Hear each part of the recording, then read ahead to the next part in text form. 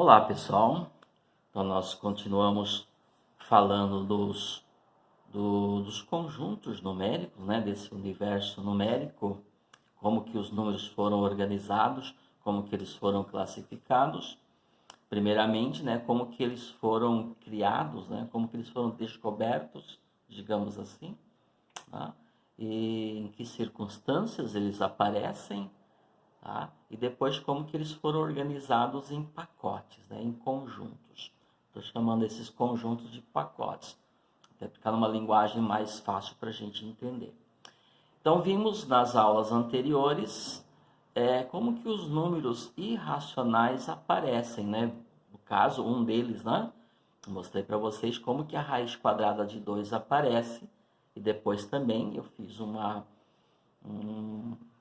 procedimento aí para mostrar para vocês que raiz quadrada de 2 ele é de fato um número irracional. Por quê? Então, como que eu identifico esse número irracional? Que característica ele tem? Então, quando eu represento ele na forma decimal, o número irracional, né, na forma decimal, ele vai ter infinitas casas decimais, portanto, ele não é um decimal exato, e nessas infinitas casas decimais não aparece período. Então, não aparece aquele número que vai repetir infinitas vezes. Tudo bem? Tranquilo? Tá. Então, os números irracionais eu posso dizer que são aqueles que eu não consigo escrever na forma de fração. Então, se nós analisarmos um pouquinho, nós vamos ter duas grandes categorias de números. Aqueles que eu consigo representar na forma de fração, que são os racionais, e aqueles que eu não consigo representar na forma de fração, que são os irracionais. Ok? Já falamos muito sobre isso. Tá? Então, um número que é irracional, ele não é racional. Então, aí o nosso universo numérico ele é dividido em duas grandes partes. Uma parte que contém os números racionais e a outra os números irracionais. Bem? Então, eu mostrei para vocês como exemplo que raiz quadrada de 2 ele é um número irracional. E já mostrei também que o valor dele, né, ele tem infinitas casas decimais, mas nós podemos escrever algumas, ó, é 1,41421 3, 5, 6, 2, 3 e reticências, ok? Eu fui lá no meu exemplo, me parece que até 1, 2, 3, 4, até a quinta casa decimal eu mostrei no vídeo anterior. Daí para frente eu não mostrei, óbvio, porque eu não vou conseguir mostrar todas, porque não tem uma quantidade infinita, certo? Bom, pessoal, e aí nesse estudo todo, nessas descobertas do homem, ele descobriu alguns números irracionais que eu chamo de números irracionais notáveis. Um é bem familiar e outros não tanto, tá? Mas eu vou citar os outros só para vocês terem uma ideia. Um número irracional, pessoal, é o π. Peraí, pessoal. Pi não é um número, pi é uma letra. Sim, o pi é uma letra do alfabeto grego. Mas ele foi utilizado para representar um número que é uma constante. Tá, e que número esse pi representa? O pi representa um número, pessoal, que tem origem numa divisão, num quociente. O que o homem fez? Ele pegou o comprimento da circunferência e dividiu pelo diâmetro. E toda vez que ele fez isto, toda a experiência que ele fez, ele descobriu que o resultado dessa divisão, o resultado desse quociente, era sempre o mesmo. Por isso chama-se constante, é uma constante. Então, pegou-se o comprimento, assim, ó, pessoal, aqui, ó, pegou-se o comprimento de uma circunferência, então aí precisaríamos de muitas outras aulas para a gente falar da circunferência, ok? Circunferência é a linha que contorna um círculo. Circunferência é o perímetro do círculo. Portanto, circunferência é uma medida linear, é um comprimento. Então, pegou-se o comprimento da circunferência e dividiu-se pelo seu diâmetro. O diâmetro é esse segmento aqui, ó. O diâmetro vai de um ponto da circunferência até outro ponto da circunferência, passando pelo centro da circunferência. Então, pegou-se o comprimento da circunferência, dividiu-se pelo diâmetro. Toda vez que se fez isto, dava o mesmo valor. E esse valor foi se chamado então de π. E que valor que é esse? Então, esse valor é 3,14. Até aí a gente conhece, é comum a gente falar, qual que é o valor do π? Bom, o π não tem valor nenhum, pessoal. O π é uma letra do alfabeto grego. Então, qual é o valor que o π representa? Então, o π é um nome dado para que número? Então, aí sim, né? Então, o π é um nome dado para esse número que aproximadamente é 3,14. Então, a gente está pensando, o π é 3,14. Não é 3,14. Se fosse 3,14, ele seria um número racional, porque só teria duas casas decimais. Isso aqui é o valor aproximado do π. Eu vou colocar mais alguns, ó. 3,14, 3,14, 15, 9, 2, 6. Não sei se eu pulei algum aqui. 5, 3, 8, 9. Lá nos slides de vocês tem, tá? Ou é só você procurar na internet, você vai encontrar, ok? E aí tem uma infinidade de valores. Então, é um outro resultado, um outro número que você obtém, que é irracional. Ele tem infinitas casas decimais. Ou seja, se você pegar o comprimento da circunferência e dividir pelo seu diâmetro, vai dar esse número aqui. Ou seja, nunca vai dar uma divisão exata e não vai aparecer período na parte decimal. Então, isso aqui é um número irracional. Por isso, pessoal, que o π representa um número irracional. Tá? Tudo bem? Outro número, agora esse sim não é, pelo menos para vocês por enquanto ainda não, ele não é famoso ainda. Então, ele não é notável ainda para vocês, que é o número e. Número e, mas é uma letra, sim, tá? É um número que é uma constante também, que foi chamado de e. Podemos ser falado número de Euler, tá? Número de Euler. Esse número e, ele é a base dos logaritmos decimais. Bom, então eu entrei num campo que vocês não conhecem ainda. Ou seja, ele é utilizado, ele vai aparecer nos estudos da matemática. Então, ele é base de um logaritmo. A gente usa ele em que circunstâncias, em que momentos? Em vários, principalmente quando estamos estudando os logaritmos decimais. Tudo bem? E qual que é o valor que esse número e representa? Esse e representa que número? 2,718 e assim por diante, tá? Então, isso aqui é chamado nosso número de Euler. Escreve-se Euler, porém pronuncia-se Euler. Então, ele tem uma aplicação, ele tem uma importância. Ele foi descoberto pelo homem em algum momento do estudo, ok? Então, esse aqui é um outro número irracional. Tem outro número irracional, pessoal, que é o φ. Φ? Sim. Isso aqui, mais ou menos assim, isso aqui é uma letra do alfabeto grego que se chama φ, como esse aqui é o π, tá? Então, esse aqui é o φ. Isto, P, H, I, φ. E essa letra do alfabeto grego também representa um número irracional. Muito famoso, porém pouco estudado também por vocês. Ele aparece, inclusive, na arte, né? No estudo das artes, aí, ok? Então, o π, ele tem o valor de aproximadamente, não, né? Então, o π representa 1,618333988, tá? Mas não é, aí aparece o 7, então não é período, né? 7, 4 e assim por diante. Percebe-se que não tem período. Tá, e esse número φ? De onde que ele veio? Então, de novo, ele foi descoberto pelo homem. O homem, como sempre, foi curioso em um de seus estudos e conseguiu descobrir esse número. Esse número, pessoal, está relacionado com algum membro do corpo humano, como, por exemplo, o tamanho dos dedos. Ele está relacionado com as colmeias. Tá?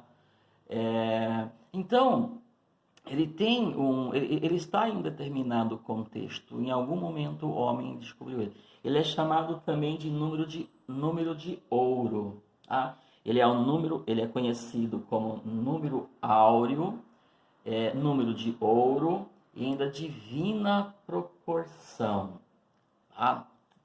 Devido à sua importância. Eu acredito aí que, caso alguém tenha curiosidade, né, pode entrar na internet e procurar informação sobre esse número. Eu só estou colocando ele para vocês porque esse número existe. Da mesma forma, pessoal, que eu mostrei para vocês que o número raiz quadrada de 2 existe, que ele, por exemplo, no meu contexto, eu mostrei que ele representa a medida da diagonal de um quadrado de lado 1, então ele apareceu, esses outros números também aparecem, cada um no seu contexto. Mas tem como a gente estudar eles e descobrir como é que eles apareceram. O π é mais fácil. Agora, o E, que é o número de Euler, e o Φ, que é o número áureo, então eles não são tão comuns. Eles não são muito utilizados, mas eles existem. Em algum momento ele aparece, tá? Ok? Esse número E aqui ele vai aparecer no estudo dos logaritmos, certo, pessoal? Tá. Então, eu coloquei aqui alguns números irracionais que são notáveis. Bom, mas são só esses? Não, pessoal. Aqui são esses 3 que eu citei aqui são os notáveis. Pessoal, notável é aquilo que se destaca, tá? Então, são números irracionais que se destacam no estudo da matemática. Reforçando, o π, pessoal, é muito utilizado e vocês já utilizaram muito. Toda vez que eu vou trabalhar com circunferência, o π aparece, ok? Tudo bem? Por quê? Porque a origem dele é na circunferência. A origem dele é o comprimento da circunferência dividido pelo seu diâmetro, tá bom? Bom, pessoal, então vocês perceberam que existem muitos números irracionais. O que eu vou fazer, então? Eu vou formar um conjunto de números irracionais. Então, mais um conjunto. Ó. Conjunto de números irracionais. O conjunto dos números racionais. Eu vou formar um conjunto de números racionais. Deixa eu colocar 12 aqui, que acho que fica melhor. Então, eu vou pegar todos os números irracionais e formar um conjunto com eles. Eu gosto bastante de discutir isso aqui, pessoal, porque veja o seguinte: quantos números irracionais existem? Você consegue pontuar todos? Você consegue listar todos? Impossível, pessoal. Por quê? Só de raiz existe uma infinidade. Qualquer raiz que não tem valor exato é um número irracional. Então, por aí você vê que é impossível você escrever todos. Assim como eu não consigo escrever também todos os números racionais. Ok? Mas eu consigo pontuar alguns. Por exemplo, tá? Já vou escrever o conjunto. Por exemplo, raiz quadrada de 2 é um número irracional? É. Então, ele vai estar nesse conjunto? Vai. Por exemplo, o número π é um número irracional? É. Ele vai estar nesse conjunto? Claro. Raiz quadrada de 7 é um número irracional? Sim, porque raiz de 7 não tem valor exato. Se você for procurar, você não vai encontrar. É fazer a mesma coisa que fez com a raiz de 2. Ah, será que é 2? Não, porque 2 ao quadrado dá 4. Será que é 3? Não, porque 3 ao quadrado dá 9. Aí passou. Então, você não vai conseguir encontrar, certo? O número, por exemplo, deixa eu colocar ponto e vírgula aqui. O número 1,7421 reticências é um número irracional? Bom, do jeito que eu escrevi, sim. Por quê? Porque ele é decimal, tem infinitas casas decimais. e não tem período. Não tem período. Quem que é o período? O período é 21. Quem que me garante que o período é 21? Para ficar caracterizado que o período é 21, teria que colocar pelo menos o 21 mais uma vez. Então, esse é um número irracional.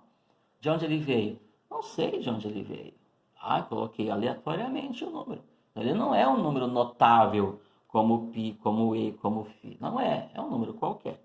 E assim por diante, pessoal. Tá? Posso colocar aí muitos. Tá. Esses números que eu coloquei, eles são... Deixa eu colocar mais um aqui. Deixa eu colocar aqui o e. Pronto. O número e. Sorê não é um número. Ok. Mas ele está representando um número. Ok? Se eu fechar esse conjunto aqui, pronto, formei um conjunto. Este é o conjunto dos números irracionais? Não, não é. Por quê? Porque o conjunto dos números irracionais, se é um conjunto de números racionais, ou dos números racionais, tem que ter todos. Então não é. Isso aqui é uma parte dele. Portanto, isso aqui é um subconjunto do conjunto dos números irracionais. Então, peraí. Então, já que eu vou escrever um conjunto, eu preciso dar um nome a ele. E o conjunto dos números irracionais vai ser representado pela letra I. Tá? Bom, porque que é I é óbvio. Tá? I de irracional. Então, você faz um I maiúsculo e coloca uma barrinha aqui. Sempre. Os conjuntos numéricos têm a barrinha. Quando eu escrevo o conjunto dos números racionais, que é a letra Q, eu coloco uma barrinha aqui. Ok? Muito bem. Então, eu posso dizer que esse aqui é o meu conjunto I? De jeito nenhum, pessoal. Não posso. Por quê? Porque se eu disser que esse aqui é o conjunto I, eu estou dizendo que são irracionais somente esses números. E não. Então, esse daqui é um subconjunto do conjunto dos números irracionais. Eu posso dar um nome para eles. Eu vou chamar esse conjunto aqui de conjunto A. Mas esse conjunto A tem 1, 2, 3, 4, 5. 5 elementos e todos eles são irracionais. Então, o que eu posso dizer? Que esse conjunto A está contido, então ele é uma parte do conjunto dos números irracionais. Tudo bem? Por isso é necessário estudar todos aqueles sinais que relacionam os conjuntos. Está contido, não está contido, contém, não contém. Então, isso eu posso afirmar. Muito bem. Então, mas afinal de contas, como é que eu escrevo o conjunto dos números irracionais? Listando os elementos um a um, impossível. Não tem como. Da mesma forma que eu não consigo escrever o conjunto dos números racionais. Tem infinitos, eu não consigo escrever todos. Então, vamos lá. Vamos recordar um pouquinho. Como é que eu escrevo, aqui na ponta, como é que eu escrevo o conjunto dos números racionais? Lembra? Então, o conjunto dos números racionais, ele é formado de todo x, que tem a forma de P sobre Q, forma de fração, com P pertencendo ao conjunto dos números inteiros, e o Q também pertencendo ao conjunto dos números inteiros, mas não pode ser o zero. Ou seja, o Q é um número inteiro, Q é um número inteiro, porém o Q não pode ser zero, porque não se escreve fração com denominador zero. Este é o conjunto dos números racionais. Todo número que pode ser escrito em forma de fração. E quem são os irracionais? Os irracionais são aqueles que não são racionais. Concorda? Então, do universo numérico, eu separo os racionais. Os que sobraram são os irracionais. Ora, se racional é aquele que eu consigo escrever na forma P sobre Q, irracional é aquele que eu não consigo escrever na forma de fração. Então, por nossa conta e risco, eu vou escrever assim, ó. O conjunto dos números irracionais, representado pela letra I, é um conjunto que tem elemento x. Quem que é esse x? É cada número que eu estou chamando de irracional. Então, ele tem que ser diferente de P sobre Q. O que é ser diferente de P sobre Q? É diferente de uma fração, onde o P pertence ao conjunto dos números inteiros e o Q pertence ao conjunto dos números inteiros com um asterisco. Ó, racional é P sobre Q. irracional, então não pode ser escrito na forma de P sobre Q. Então, quem que eu não consigo escrever na forma de fração? Aquele número que é decimal, que quando está escrito na forma decimal, tem infinitas casas decimais, mas não aparece período lá nas infinitas casas decimais. Tudo bem? Então, é assim que eu escrevo o conjunto dos números irracionais. Ok, pessoal? Vamos fazer uma brincadeira agora aqui? Vamos lá. Então, eu conheço dois grandes conjuntos. Conjunto dos números racionais e o conjunto dos números irracionais. Ok? Eu ainda tenho um pouco de tempo aqui. Se eu perguntar para vocês, tá? O número 3/5, ele é racional ou ele é irracional? Pensa. Bom, 3/5 não é forma de fração? E o numerador não é inteiro e o denominador não é inteiro? Então, ele está aqui, ó. Ele tem a forma de P sobre Q. Concorda? Portanto, isso aqui pertence ao conjunto dos números racionais. Dizer que um número é racional é dizer que ele pertence ao conjunto dos números racionais. Tudo bem? O número 2,4777 com reticências. Ele é um número racional? Sim, por quê? Ele é um número decimal, não exato, mas na parte decimal ó, aparece o período, ó, 777. Então já ficou definido que todas as casas decimais agora vão ser iguais a 7. Portanto, essa é a nossa famosa dízima periódica. Consigo escrevê-lo em forma de fração? Sim. Aí tem um vídeo onde eu mostro como é que faz isso. Então, posso afirmar que esse número pertence ao conjunto dos números racionais? Sim. Essa é uma proposição verdadeira, se aparecer assim. Ok? O número raiz quadrada de 21. 21 tem raiz quadrada exata? Não, né, pessoal? Qual é o número que elevado ao quadrado dá 21? Tá? É o 4? Não, porque 4 ao quadrado dá 16. É o 5? Não, porque 5 ao quadrado dá 25. Então, 21 não tem.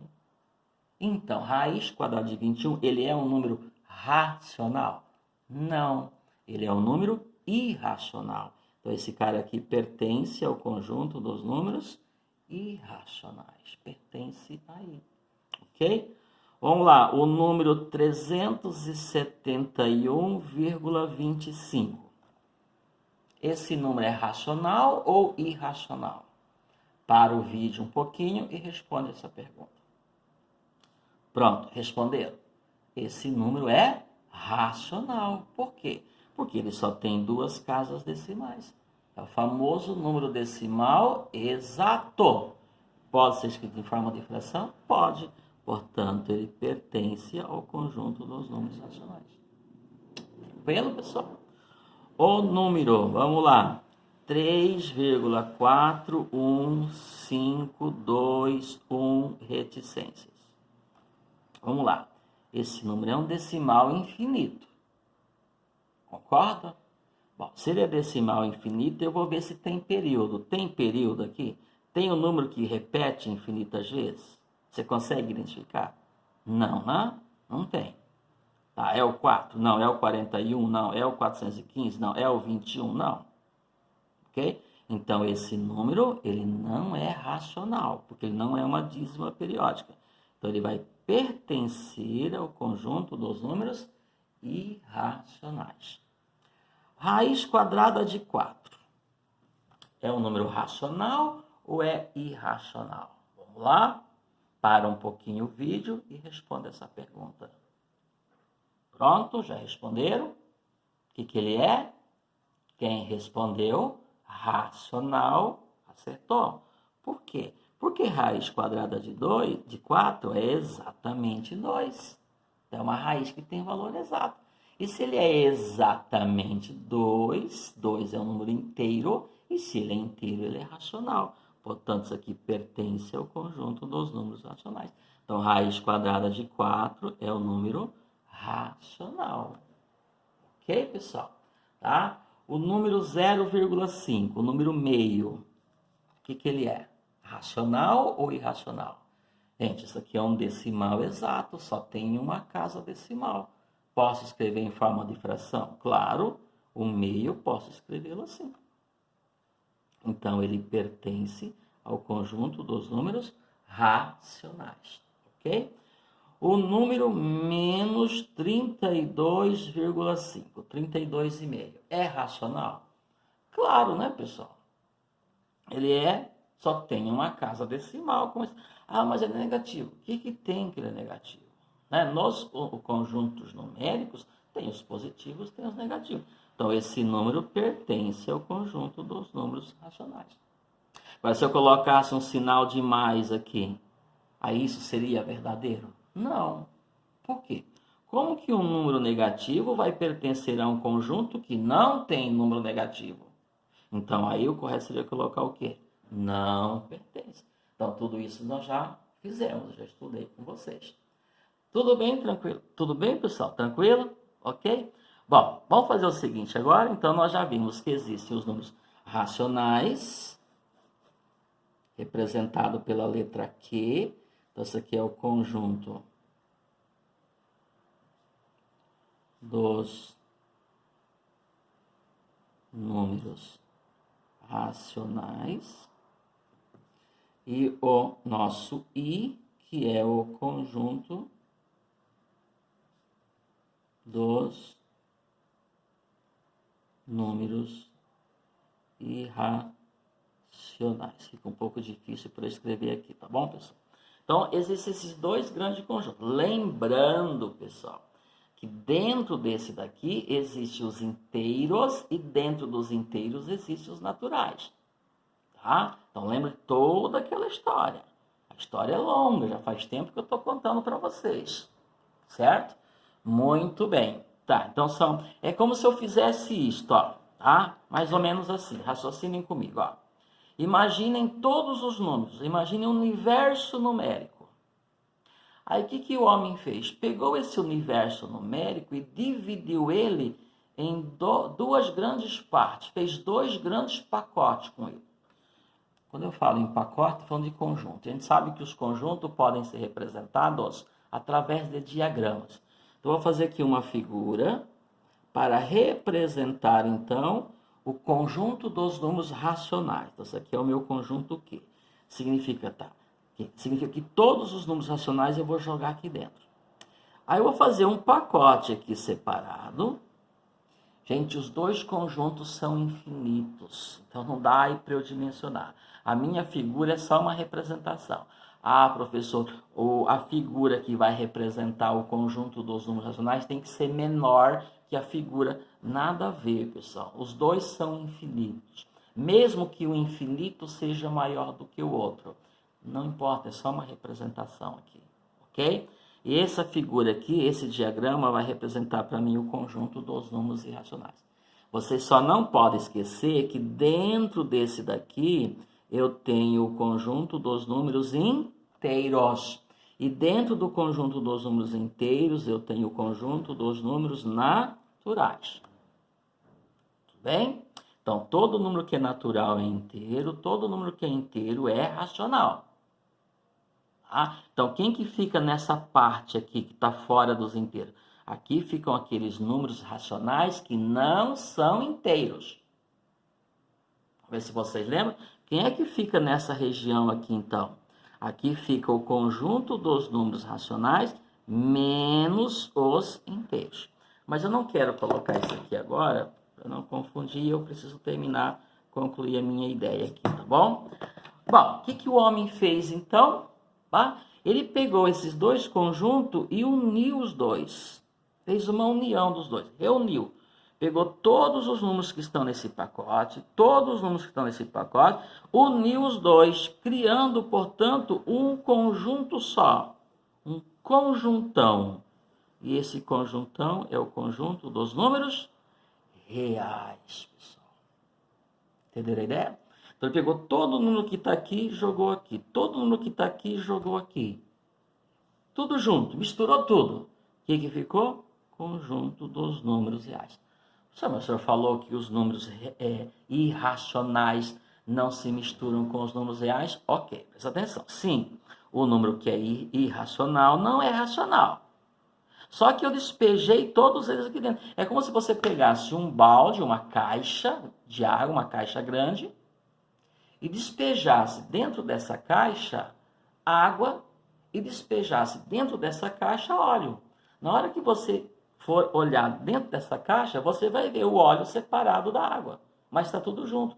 Então, esta nova caixa, onde eu despejei a água, onde eu despejei o óleo, chama-se, fazendo uma comparação, chama-se conjunto dos números reais. Então, aqui dentro desta caixa, desse diagrama aqui dentro eu vou ter o quê? Números racionais e números irracionais. Mas esse conjunto, que é resultado da união ou da reunião desses dois, chama-se conjunto dos números reais. Ufa, chegamos no conjunto dos números reais. Então, o que é o conjunto dos números reais?